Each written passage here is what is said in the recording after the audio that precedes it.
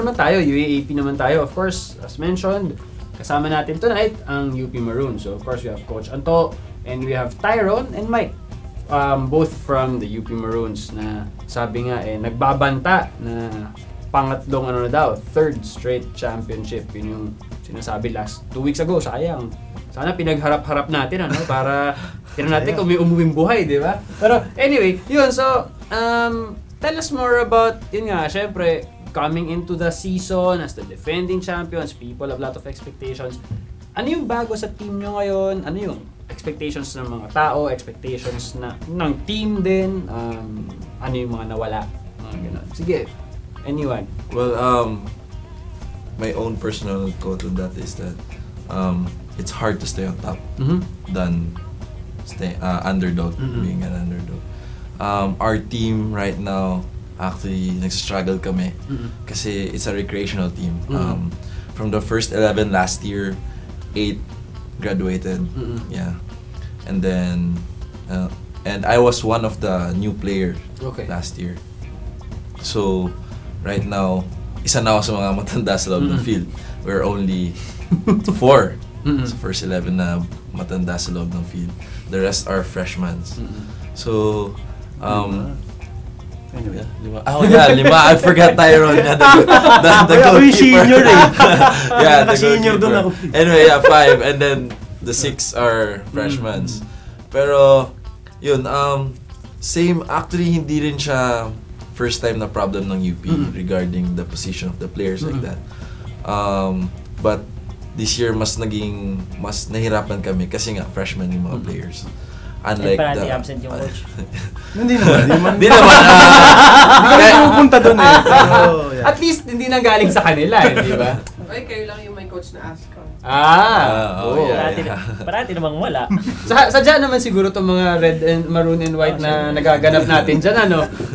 Ayun, so, but yun nga, it's important that you've pointed that out. Pero how are the preparations? As you said, it's harder to stay on top.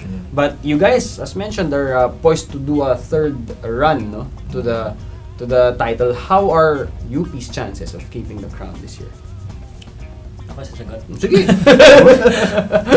Last year, actually, we started the first round not very well. We drew 4 games out of 5. Okay. And then at that time, parang personally, I thought that it would be doubly hard to repeat. Kumbaga, dadaan sa butas ng karayo. We finished 3rd at the end of the first round.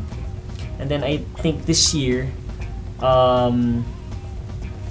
we have to recognize yung improvement ng ibang teams, especially FEU. They've improved drastically with the inclusion of a lot of their high school standouts. Yung mga nasa Meralco. Yes, and they've been playing together for 5 years now. Right. Actually, coach, since grade school, kasi kinuha sila ni Master Kim buong batch nung grade school and they played teammates sila. They're from Davao actually, Compostela Valley. Yeah, kinuha sila ni Master Kim since grade school, buong batch kinuha sila. Yeah, but they started in FEU freshman high school. Yeah, freshman high school, yeah. So anyway, so there we have to recognize the fact that some of the teams have gotten stronger. Right. But I believe that we're still capable of. Always naman ang target ko is to enter the finals and take it from there. So now we won our first game. We lost terribly to FEU, but we know what to work on, and I think the Christmas break will be crucial for us, considering na yun nga nawala ako ng mahabang panahon. So I think we will really use that time to fix yung mga problems namin. So that being said, aside from FEU, who else are you guys looking out for? Sino yung mga medyo mas threatening dito sa you? Next is probably LaSalle. They beat FEU in the Philoil pre-UAAP competition. And then Ateneo has drastically improved. They're joint top with FEU. Lamang sila ng... Ay, hindi. Lamang FEU. Lamang FEU. FEU. Pero hindi, 2 games pa lang FEU. So top ang Ateneo. By 1 point because of the draw. But Right. But FEU has they a drew game in UE, hand. no? Tama, the first game. First game. But they're gonna play, I think, that's the next game of FEU. It's against Ateneo. Maybe this interesting. Thursday, I'm sure. Interesting. I'm not sure pala. So there, FEU, Lasal, Ateneo. Of course, you also can't take out UST from the equation Yes. yet. They also have a lot of new players.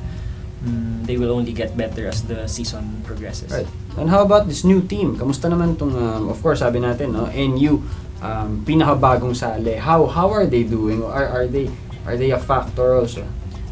I watched them in their first game against UST, and actually they created a lot of scoring opportunities. They have very good individual players, and they've been together for this is their second year. The coach of UE got the players last year, and then they didn't join yet, so nag-train lang sila nang nag-train. But still, yung experience sa UAAP is lacking pa. So I think give them 2-3 years and they will be a very good team. Nabanggit mo yung experience, so balik tayo dyan. Who else apart from these two? Kasi sila daw yung matatanda di ba? Who else from UP should we be looking out for? Sino yung mga makikilala natin at baka makasama natin dito in the days to come? Sino yung mga ano dyan? Well, of course, yung mainstay sa depensa, sina Deo Segunyal at saka si Boy Fernandez. Siyempre, we got yung sa taas, si Jingoy Balmayor, who's always a threat in the offense. Yun, yung iba naman kasi ngayon, mga notable na freshman na, si Daniel Gadja. Although, well, yung buong January, the bulk of the team, since we're full of freshmen, yung nagiging problema namin ngayon is maturity talaga in the game. We can't handle really, it's not a one-man team or a two-man team, or like the 4 of us, the 5 of us, 5-man team, it's 11. So, we have that players na kailangan pa namin guide. So, tama nga sinabi ni Mike, we're still poised to contend, but then again, we're there to guide then the other players. So medyo more pressure for us if our goal is for the finals na rin. Yes. So marami pa rin kailangan mangyari. Kalimutan mo si Nathan, di Guzman. Si Nathan. Saka ano rin napag-uusapan from the last episodes also that we've been talking about UAAP no na may factor yung experience ng mga UAAP players na naglalaro din sa UFL. How do you guys see this affecting positively, negatively the chances of UP this year? For me, being one of those players na nakapaglaro ng sa UFL, pagdating mo kasi UFL, medyo fast-paced talaga yung game. Which is, I guess, that kind of experience is more of an advantage for us than a disadvantage. The only disadvantage I see is because parang you expect more if you play from the UFL to the UAP. So you kinda expect something, but then again, nasa UFL yun not in the UAP. So you have to prepare your mind na UAP ngayon. So iba dito. So siguro in that department, ganun yung tulong ng experience sa mga players. Marami rin players diyan. Katulad yung striker ng FEU, si John Melisa. Ibang laro niya ngayon kaysa last year. Sobrang exposed siya sa UFL. Oo nga. Being a mainstay in Green Archers, right? Yeah. And the way he scores goals, how he picks up the ball, plays with mature players. Tingnan mo naman siya ngayon, 4 goals in 2 games.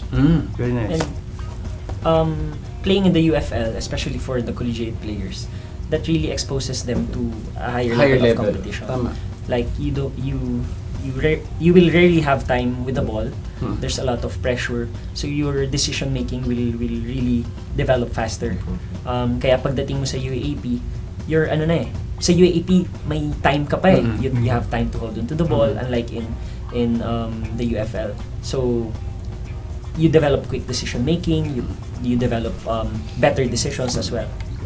Yun, quick decision making daw. So, Coach Anto, isang mabilisang message dito sa mga bata mo sa UP Maroons. Anong masasabi mo? Alam naman nila yung kailangan gawin, no?